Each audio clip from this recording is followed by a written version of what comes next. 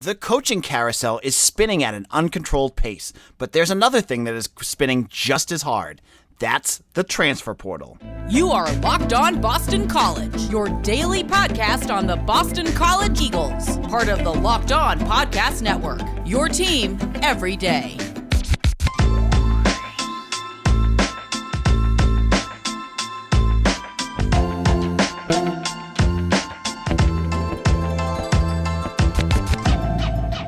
This is Locked On Boston College. This is AJ Black. This is our big transfer portal episode because there's so much to talk about. On today's show, we're going to jump in and talk about the Boston College players that have entered the transfer portal. Then I'm going to give you Boston College's wish list for what Jeff Hafley should address in the transfer portal this offseason. And then finally, some good news between ACC Network and Comcast.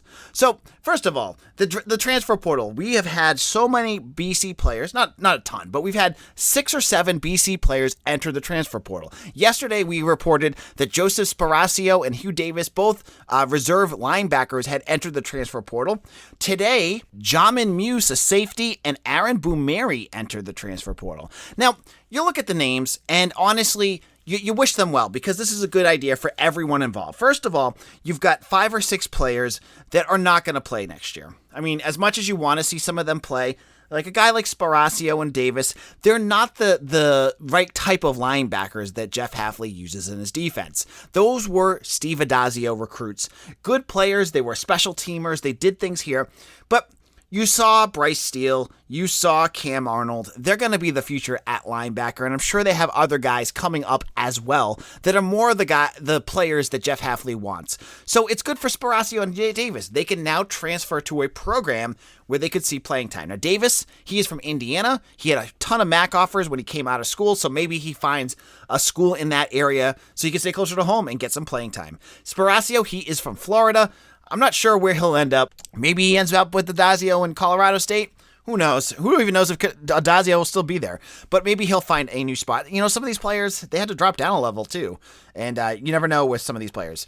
Now, Sparacio, if you remember correctly, in 2019, he was a starter for Boston College as a redshirt freshman.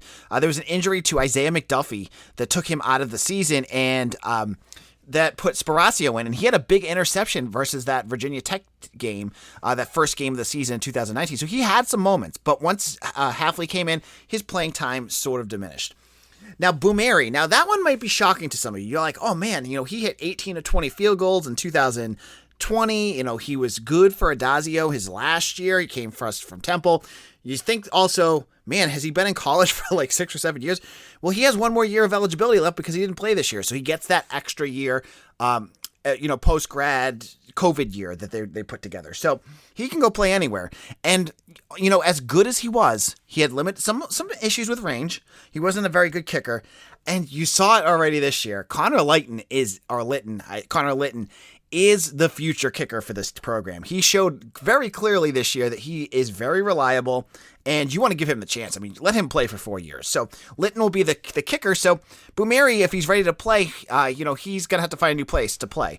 Now, he's also medically fragile, too. I mean, he's had 2 hip surgeries. That's scary for a kicker. So hopefully he can find a new place. He played at Temple before, but Rod Carey has been fired. So there's probably no more connections with the Owls, but we'll have to wait to see where he ends up. Now, Jamin Muse, that's the bigger one. That's the name that people are like, wow, okay. He was, I think, 3rd on the team in tackles last year. He had 4 or 5 interceptions. He's a ball hawk and safety that did a really nice job for BC. But again, he's an Addazio guy.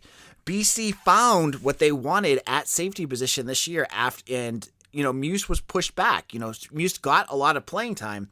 He only ended up with 12 tackles, though. He's more of a situational player.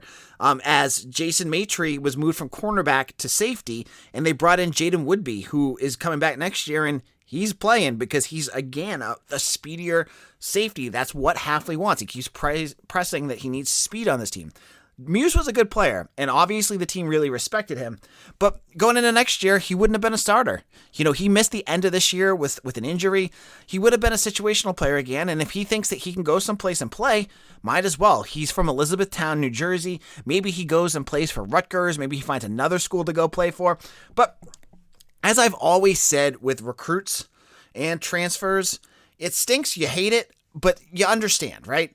Most of these players, you're not going to hear them bashing Hafley on his way out, and many of them probably don't have any gripes. I think they all really enjoyed it here. But it's a situational thing where they need to go where they can play. And right now, it's not at Boston College. Hafley said on Sunday he's going to have honest, frank conversations with some of these players so that they can make the best choice for them and their families. That's what he's done. Clearly, some of these players are going. And don't be surprised that if there's more players that enter the transfer portal. And please, please, please, if you have in your head right now, the reason they're doing this is because the offense stunk or that they didn't finish more than 6-6 or any of that, I'm telling you right now, that's not the reason these kids are transferring, okay? That's kind of what you think as a fan. They're not disgusted. This is not them leaving because they're disgusted with the program.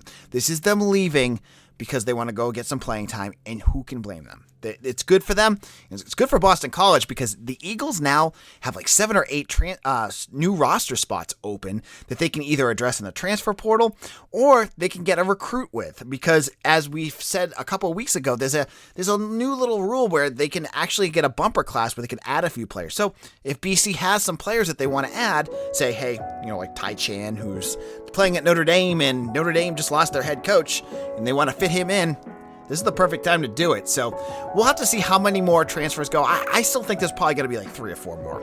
And we'll report it here on Locked On Boston College so you know everything going on. I mean, there's other players too. There's smaller players like Giovanni Holmes, who never played for BC, and Aiden Livingston, their backup snapper, both transfer in the portal too. But those aren't really ones that we're going to talk about because we really don't know much about them. So those are we already know our big ones for now. Now, in a moment, we'll chat a little bit about the wish list for Boston College. Now that they have those spots, what are they going to do? But all right, college football fanatics, have you heard about PrizePicks?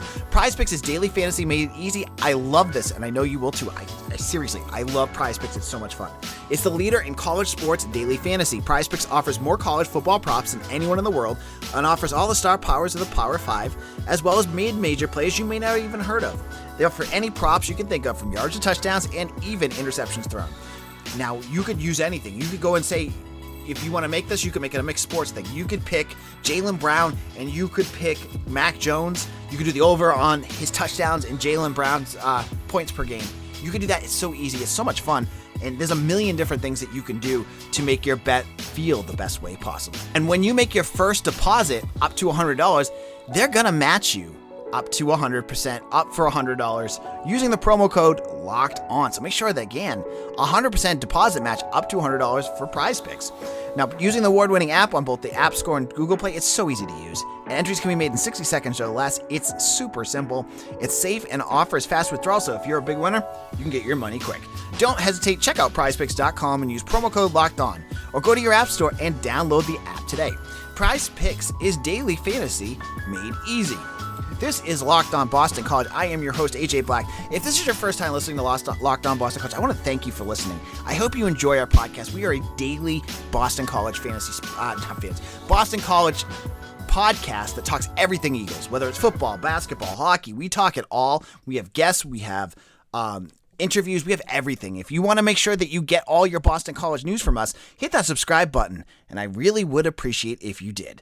Now, we're going to talk a little bit here about the transfer portal and how it could help Boston College. Now, in the first segment, if you've not listened already, we chatted a little bit about all the players that are left. And it's been a mass exodus, not just at Boston College, though. It's been a mass exodus everywhere. Just like 2020, we saw an unprecedented amount of players entering the transfer portal due to the new rules that didn't make players sit out after that transfer. They get a one-time exception. Players from around the country hit the portal. Now, the same thing is happening now. Now, with players returning and, spots being filled on the depth chart and coaches moving, there's players everywhere that are starting to look around and say, hey, I might want to go someplace else. And maybe that place they want to end up is Boston College. So what could Jeff Hafley look for in the transfer portal? Now, one thing I could tell you, I could pretty much guarantee he's probably not going to get a quarterback. Okay? You got Phil Jakovic for next year. He's going to be your starter. You got Emmett Moorhead. He's your backup. And then you've got some depth guys coming in like Peter Delaportis. You have Matt Reeve. And you have Dalen Menard, who's still there, unless he hits the transfer portal. And so you have basically your quarterback situation set. And you really don't want to to dip the splash the water there in case there's a 2023 kid, because there's some really good quarterbacks that they're looking for in that class. So you don't really want to do that, but maybe there is some reason that they go for quarterback. I don't think they will. Running back, I absolutely don't think they're going to go for. They got Pat Garwo. They're going to have a trio of freshmen coming in. They're set there. The positions I think that you could see some positional moves going on, and it's the ones that they've had the issues with. It's defensive line. I mean, the defensive tackle position, we saw Isaiah Henderson and Chris Banks and Cam Horsley. So they're pretty good there. It's the defensive end, though. They're going to get Marcus Valdez back. Brandon Barlow is graduating. But I don't think Sheeta Salah, is the answer at the other defensive end position. He is a situational player, a guy that you can spring in, kind of like what Barlow has been doing for years. Third defensive end. You don't want him in there all the time. You need someone explosive. So just like they were with Jaden Woodby. I mean, remember, Jaden Woodby was one of the best safeties that was in that class. Boston College should really consider going out and trying to find that elite to top rank defensive end that's looking around. And I don't know who that's going to be yet. I have to dig down. I mean, the portal is going so fast. I can't even usually I can look at that guy. Oh, he has a relationship with Azar Abdul with him, or Halfley knew him somewhere. There's today there must have been 90 to 100 guys just thrown in. So it's I got to take some time, sift through, see who they've been going after, or who knows players on the staff. But I think the defensive line is a specific player position that they have a little bit of need for. Secondly, I think they're going to need, I wouldn't be surprised if they look at the linebacker position again. I mean, Isaiah Graham Mobley was good. Cam Arnold, as we saw, is still learning that position. So you need someone next to him that is more of a rock. And Bryce Steele, he might be that guy in a year or two, but he's not there yet.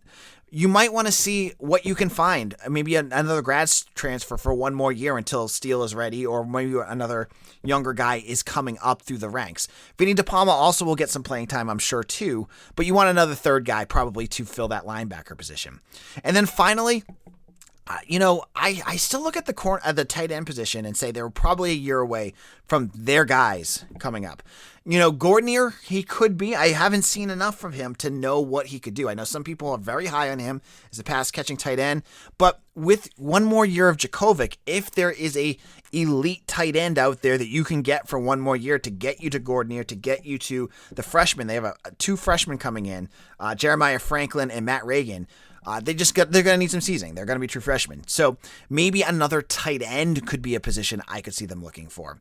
And, offensive line, you may, but they're going to probably roll out next year with Mahogany, with Drew Kendall, Ozzie Trapillo, and Tyler Vrabel. And then the fifth one will probably be someone like Kevin Klein or Kevin Pine or someone like that.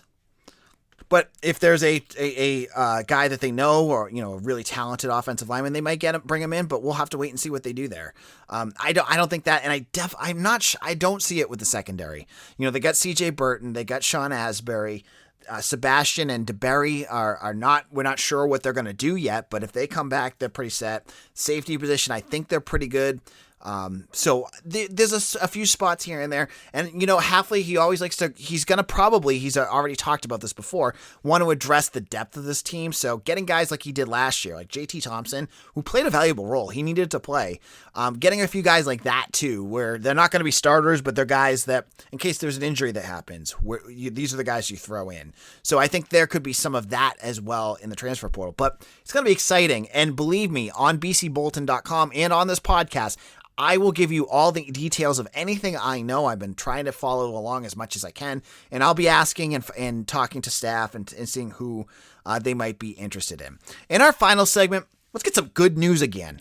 We're going to chat a lot about the Comcast deal, because for you Boston College fans that have been shut out of the ACC Network, things are about to change.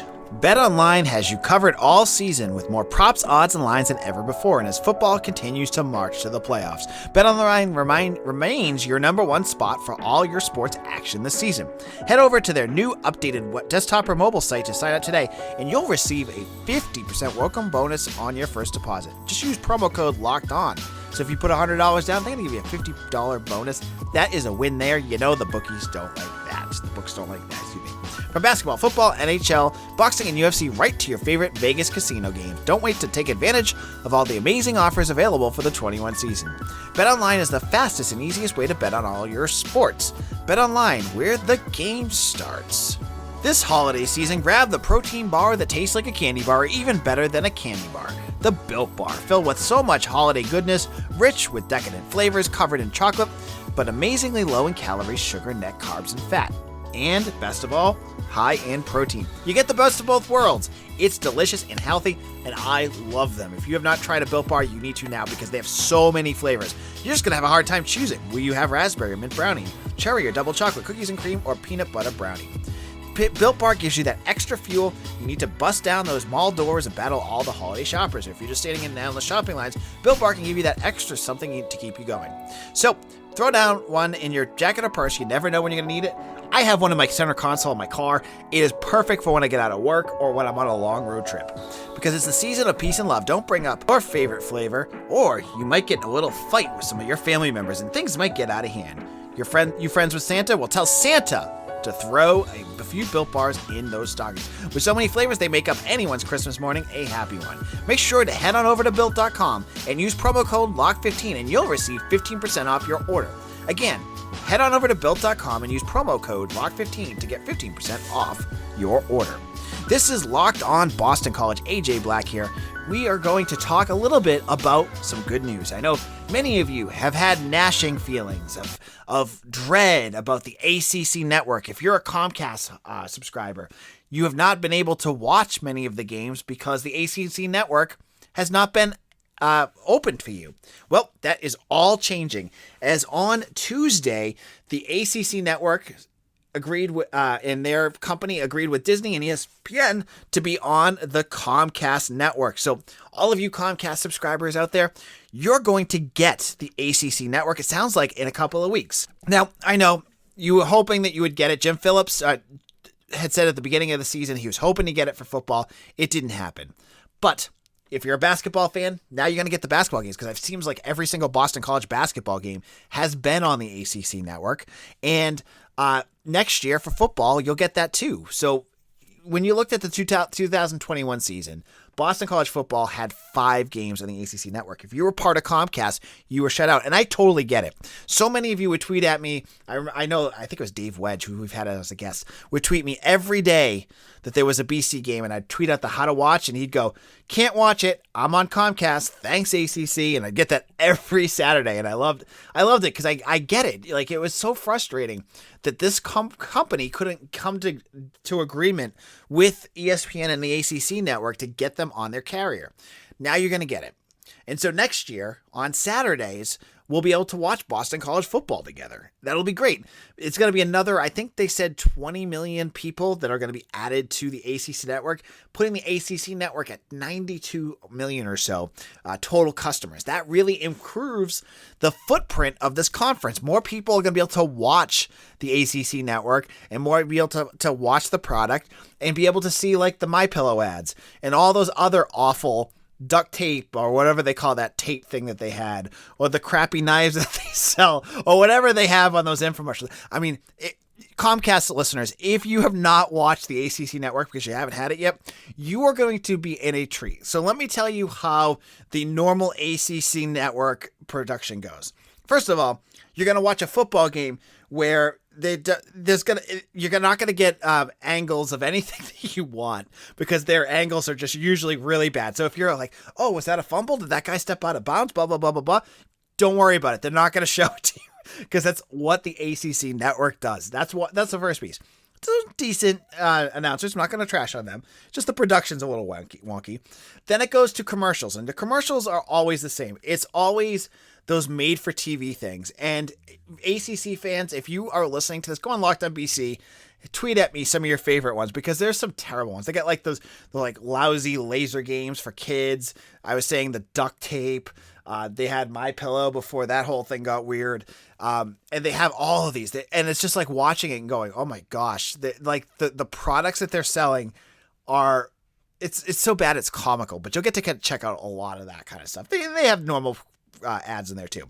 And then they'll throw in at least every ad break, one ACC Network ad, along with both teams that are playing in it. So by the end of a game, you'll probably have heard that about 30 times. So if you want to see, last year it was Dabo Sweeney swinging a sledgehammer at a rock over and over and over and over and over and over again. Thank God they got rid of that this season. This year it was the ACC players in the NFL, and they had some song that went along with that, but they played that over and over and over and over and over again. So, Comcast fans, I know you're happy to watch the games, but you'll also get these earworms and all these little nice little nuances of the ACC Network. But honestly, it's not that bad. In addition of getting the ACC Network, you'll also get ACC Network Extra. So those are all the games. You'll have to watch those on your laptop, but they're the ones that aren't on the TV. And that's a lot more in basketball. So like if BC was like playing like Holy Cross in basketball, they usually throw out an extra. You have to go on ESPN.com and you log in and then you can get it on that. But at least you got it. Can't complain about that. So we'll have to have some fun at some of those ads and talk about the ACC Network as BC basketball continues on this season. And when we hit baseball season too, they had some, I loved that the baseball was on there during the spring. That'll be something you'll enjoy as well. Now on tomorrow's show, we're going to continue talking about the upcoming football bowl game. We'll figure out where BC could be heading. We'll talk a little bit more about recruiting because we have to jump in and get into the recruiting as the early signing period is only a few weeks away, and we'll get into all the news. Thank you all for listening. This is AJ Black. You can follow me on Twitter at AJBlack_BC. You can find us on Twitter as well at LockedOnBC. And thank you all for listening, and we'll see you again soon. Take care, everyone.